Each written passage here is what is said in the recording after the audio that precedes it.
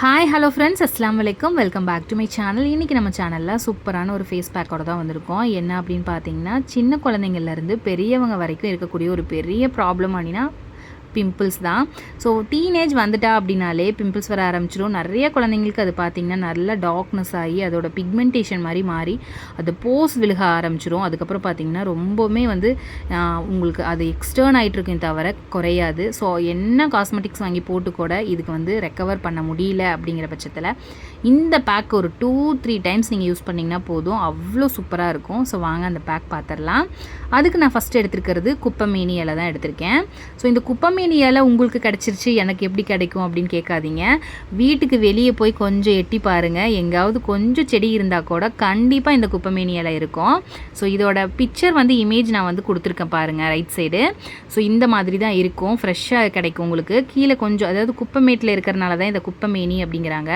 அது போக குப்பையாட்ட இருக்கக்கூடிய மேனி கூட அது அவ்வளோ மெளிர வைக்குமாம்மா, அந்த அளவுக்கு இதுக்கு கெப்பாசிட்டி இருக்குது. அடுத்தது பார்த்திங்கன்னா வேப்பிலை பற்றி உங்களுக்கு சொல்லவே தேவையில்லை. பிம்பிள்னாலே அதை போக்குறதுக்கு வேப்பிலை எல்லா காஸ்மெட்டிக்ஸ்லேயுமே இருக்குது இல்லையா? அப்போ அதோட பெனிஃபிட் எவ்வளோ இருக்குன்னு நீங்கள் பார்த்துக்கோங்க. இது 2 தான் நான் எடுத்திருக்கேன். ஸோ இது 2ஐயும் நல்லா வாஷ் பண்ணிக்கலாம். இது 2ஐயும் நான் சம அளவு எடுத்து நான் இதை வாஷ் பண்ணிக்கிறேன். பிம்பிள் எங்கெல்லாம் இருக்குதோ அங்கெல்லாமே இதை வைங்க அரைச்சி. இப்போ நான் இது அரைச்சி ஜூஸ் எடுத்துகிட்டு வந்துடுறேன். ஸோ குப்பைமேனி இலை பார்க்குறதுக்கு இப்படி தான் இருக்கும், அதனால தான் உங்களுக்கு காமிச்சிட்ருக்கேன். ஸோ இப்போ பாருங்கள், இது நிறைய கசப்பு தன்மை இருக்கும் இது. ஸோ பிம்பிள்ஸ் வர இடத்துல எல்லாமே இது நம்ம அங்கங்கே வச்சோம் அப்படின்னா ஒரு 2 days 3 daysலேயே பார்த்திங்கன்னா பிம்பிள் நல்லாவே மறைஞ்சிரும். அதுக்கப்புறம் அந்த ரெகுலராக நம்ம இந்த பேக் போடவே உங்களுக்கு அது ரெக்கவர் ஆயிரும், அதிலேருந்து வந்துடுவோம், நம்ம வெளியே வந்துடுவோம். அது இப்போ பாருங்கள், இது நல்லா வாஷ் பண்ணிவிட்டு ஒரு மிக்சர் ஜாரில் இதை நான் கொஞ்சமாக தண்ணி விட்டு நான் அரைச்சிட்டு எடுத்துகிட்டு வந்துடுறேன்.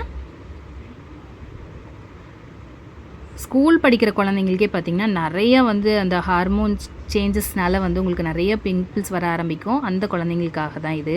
இப்போ பார்த்திங்கன்னா இதில் ஒரு சின்ன வெங்காயம் 3 மட்டும் நான் சேர்த்திருக்கேன். அதோட ஜூஸையும் நம்ம இதை இப்போ ஃபில்ட்ரு பண்ணி எடுத்துக்கலாம். சின்னதாக வெங்காயம் நீங்கள் ஆட் பண்ணிக்கோங்க.